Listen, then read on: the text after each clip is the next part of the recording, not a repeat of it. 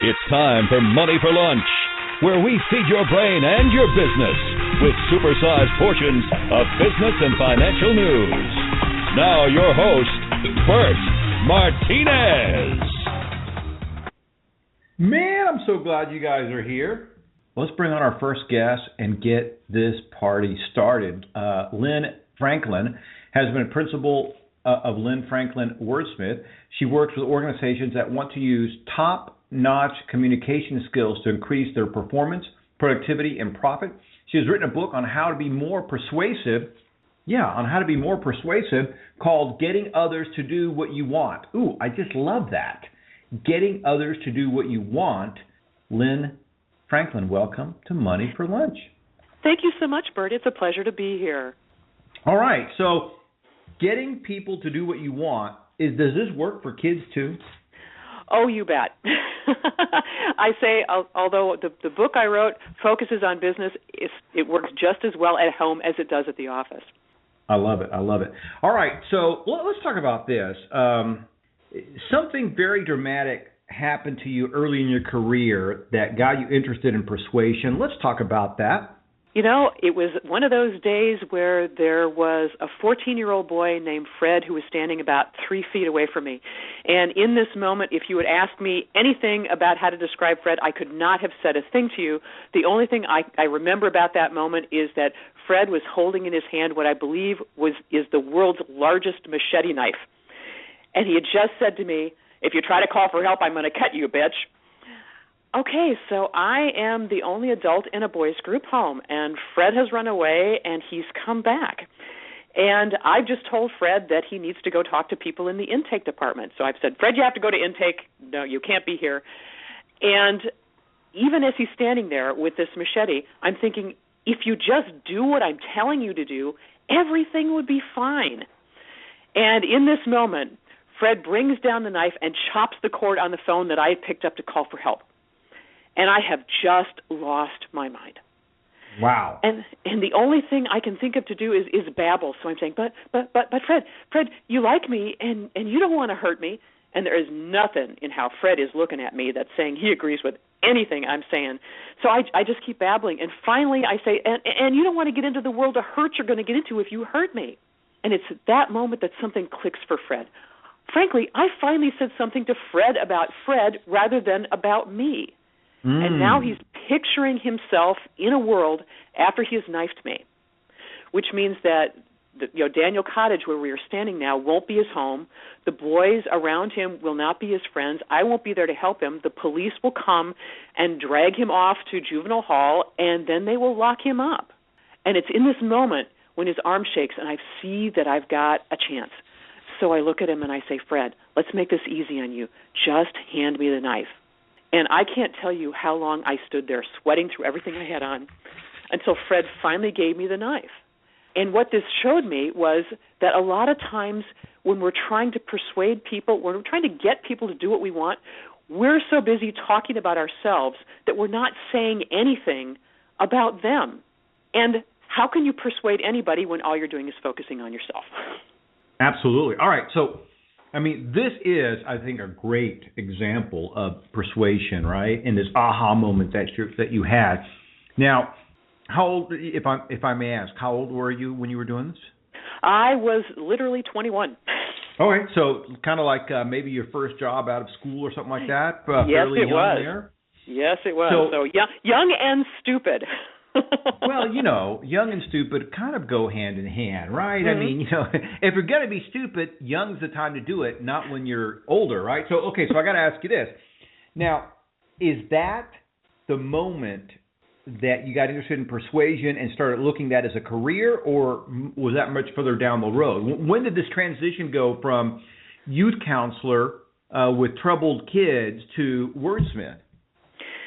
And what ended up happening is that it became clear to me that being dictatorial, which is kind of how I grew up, people told me to do stuff and I would do stuff, or I would be rebellious and not.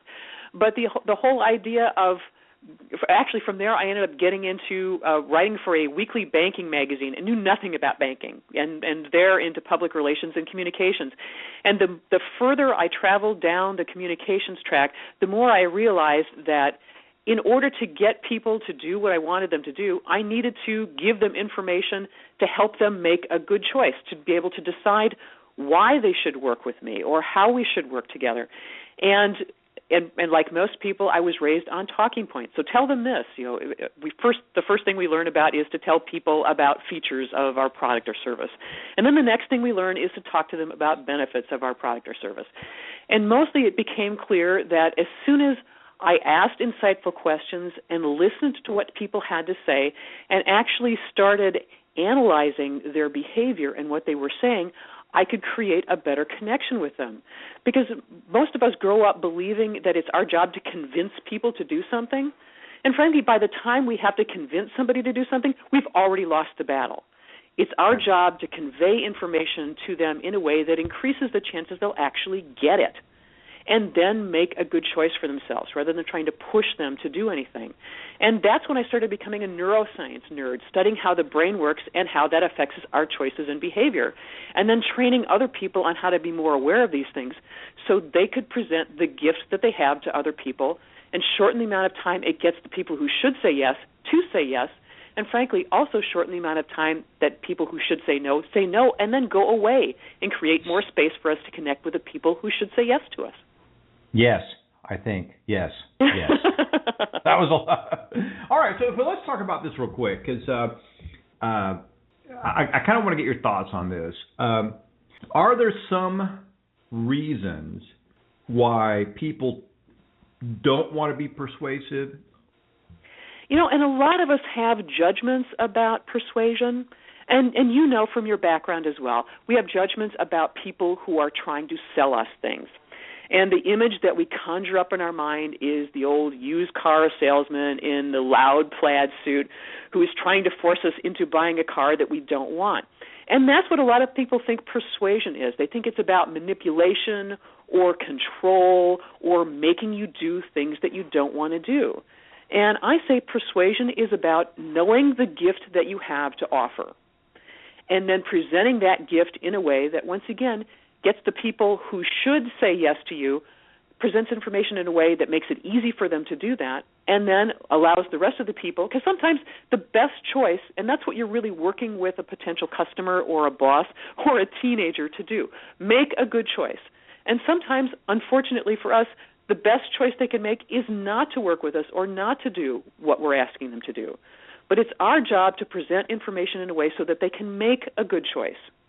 And then hopefully we get to enjoy the fruits of that when they agree with us and when they disagree with us, and when we are not the best choice for them or what we're proposing isn't, then they move away and once again create space for us to connect with the next person who can say yes to what we have to offer.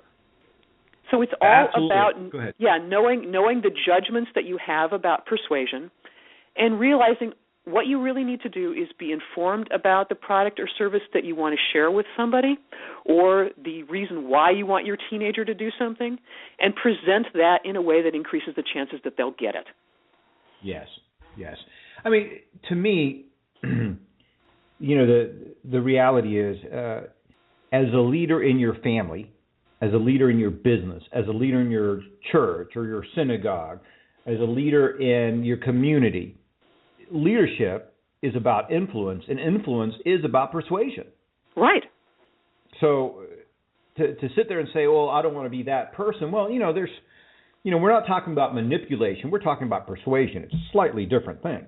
I agree. And I think that's a place where most people don't pay attention to the difference. Because you really, when you're persuasive, what you're doing, once again, is presenting information in a way that's more targeted toward the person you're trying to reach than toward you, as the story about Fred shows. As long as I was talking about what I wanted Fred to do, he was never going to hear me. But as soon as I talked about what his life would be like, then he was interested. That's not manipulation. That's persuasion. No, that is persuasion. All right, so let's talk about this. I want to see if you can kind of help me and the audience understand the specific steps that people's brains have to go through to agree to do something. This is really cool stuff.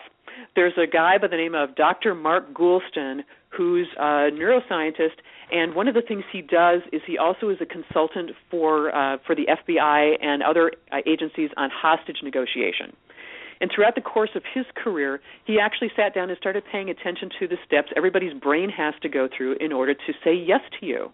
And he calls this the persuasion cycle. And there are several different steps that work for everybody. For example, I'll do them quickly, and then I'll circle back a little bit. So The first thing we need to do is move people from resisting to listening, then from listening to considering to willing to do to doing to glad they did, and frankly, for a lot of us, willing to do some more. And when I say knowing that everybody starts in resisting is a blessing, most people kind of look at me cross-eyed. And here's why I think it's true. Even people who want to agree with you will resist you because their brains are biologically set to do this. Really? No matter what. Because back in the old days, our brain's only job when we were in the jungle was to keep us alive. So our brains were focusing on physical and verbal threats and getting us out of the way. Your subconscious mind is still doing that. So whenever you sit down to present an idea to anybody, what will happen is that their subconscious mind is paying attention to whether or not this thing will literally or figuratively kill them. So it's our job. So if you're trying to pick up a girl at a bar, your opener should be something like, "Hey, by the way, I'm not going to kill you." Yeah, well, and most people, that will cause you other problems. I'm sure, Burt, that you've got much better pickup lines than that. But that's what's going on in her brain, though. She's assessing the risk of talking with you and having a conversation with you. So our first job is to say something interesting to catch somebody's attention so we can move them from resisting to listening. I like that. Which means that it's not about you. So when people resist you initially for anything, it's got nothing to do with you. That's just where their brains are, and it's your job to say something interesting to catch their attention, which moves them from resisting to listening, and then, frankly, tell them a good story or ask them some questions so that you can listen to what they say, which will move them from listening to considering. This is the cool thing about it, because this is the whole buy-in part of the cycle. Because, Burt, have you ever had buyer's remorse about something? Sure. And what happens is that there's some kind of breakdown between listening and considering. And whenever anybody that we're working with also has buyer's remorse, that means that's where the breakdown has occurred in this persuasion cycle. We don't have to move them off of resisting, but we need to then sit down and ask them some questions and find out what's going on and address the issues that are giving them buyer's remorse, which means we're back in that considering part of the cycle. And that's how we move people through it. The toughest part in the persuasion cycle is that first part of resisting, listening, and considering. Because frankly, all of us want to get people to willing to do and then doing. Because that's where we want to play. That's where we get to have the most fun, to do the things that we have the gifts for. And we just need to learn how to move people through that front part of the persuasion cycle so that we can get to do the stuff that all of us want to do. All right, so now you've gone from resisting to listening, and then from listening to considering. What's the next step? The next step is willing to do, which is followed by doing.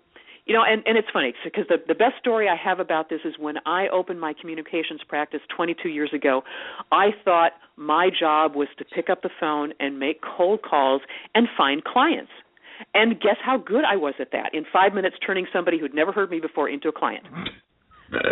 Well, let's see. I'm thinking that you're probably as good as the rest of us. I don't know, 1 out of 10 or something like that. Burt. I stink. Well, and so now what ends up happening is that, and probably the most practical way to talk about the persuasion cycle for our audience here and as leaders is to overlay a new business scenario on it. So when you pick up the phone or you're at let's say you're at a networking event, the first thing you need to do is move a person from resisting to listening. So when they ask you what you do, you need to have a good description. You need to have your infomercial ready to explain to them in 30 seconds or less what it is that you do. Right. So then you can move them from resisting to listening. And then the next job is to move them from listening to considering, which is to pay attention to what it is that they do and ask them questions about things, and then also be ready to tell them a good story about what you do. So if, for example, I know that you are a sales and marketing expert, so when I'm talking to you after I've heard you tell me what you do, I start asking you questions about your life in sales and marketing. And you tell me more information, and then what I can probably do is if I see there's a connection for the two of us to work together, I can tell you a story about how I helped a client. And then, and what ends up happening there, it's a neuroscience thing again. You knew I'd circle back to that, is that the part of your brain that makes a decision is called the limbic system, and this is where Right. your emotions live. So a lot of us stand up in front of people and have the series of bullet points that we want to make, and the only two areas in your brain that will light up and be engaged when I talk bullet points are in your frontal cortex, the two areas that recognize language. But if I tell you a great story, what ends up happening is that your emotional brain lights up, and that's where you make decisions.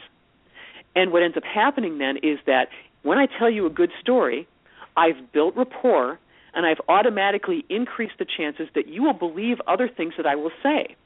So stories are like a Trojan horse that let you slip past people's resistance and create a connection.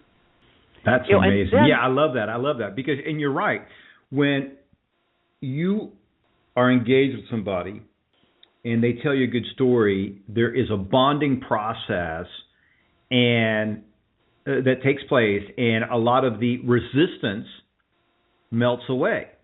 Right. It's funny because they've actually done studies on people's brains, and people who have injured limbic systems or their emotional brains, if you were to hold up a red pen and a blue pen and say, pick one, they would not be able to make a choice because that's how important your emotions are in making decisions. So we all have a tendency to think that we create decisions, logically and right. and rationally, and we're full of crap. We Right. decide emotionally, and then we back and fill with, this is why I've made that decision. So it's good for us. And all those reasons, by the way, guys, if you're listening, those are all emotional reasons. There is no, logic is just another type of emotion, right? Because hey, I want to do it logically. All you're saying is I want to feel more secure about this decision. I want to reduce the risk of making the wrong decision. But those are all feelings. Nothing that we do is without emotion. I just wanted to interject. I agree. So now that you know this and you know that there are stories that you can tell about the services you've offered, or there's a woman by the name of Annette Simmons who's written a book called Whoever Tells the Best Story Wins. And she has come up with 6 different types of stories you can tell strategically. So it's the who I am, why I'm here, teaching, vision, values in action, and my personal favorite, I know what you're thinking. So there are 6 different types of stories you can tell that create connection with people. And you're right, those are the things that move people from listening to considering and, frankly, toward willing to do. Man, that's amazing. That is amazing. All right, so the book, Getting Others to Do What You Want, is available on Amazon? Yes, it is. And this book, Getting Others to Do What You Want, goes through this step-by-step process of taking people from resisting to listening to considering, willing to do to doing. Right. And glad they did. And frankly covers a lot of other... Did. Yeah, and other ground, too. And one of the things, because I'm a neuroscience nerd, I know it's one thing to read an interesting book, but unless you take the information and actually apply it to yourself, it's never going to move the needle. So at the back of every chapter, I've got exercises on, okay, now that you know this, these are the things that you can do to actually make your life better and become more persuasive. Yeah, that is amazing. All right, so... what I'd like to do is, I haven't had a chance to read the book yet. I'd love to read the book and then bring you back so we can talk about how we can, how all of us can get others to do what you want them to do. Yeah, getting others to do what you want. I think that's, first of all, it's an eye-catching, sexy title. It really makes you perk up. And all the stuff that we've talked about is, to me, very fascinating, and I would love to bring it back and talk some more. That'll be a pleasure. And then we can talk about things like how to read people's body language to read their minds, which is really cool stuff. Oh, I love it. I love it. All right, we'll do that. Lynne Franklin, thank you so much for stopping by today. Hey, Burt, it's been my pleasure, and thanks, everybody, for listening. You bet. Guys, great stuff there by Lynne Franklin. Getting Others to Do What You Want is the name of the book, available at Amazon or wherever good books are sold. And this goes, everything from your kids to your spouse, to your boss, to your employees, to your, could you imagine getting the IRS to do what you want them to do? I think this would be a blast. Remember, you were created to succeed. Tune in Monday through Friday here on Money for Lunch, and check out our website at moneyforlunch.com.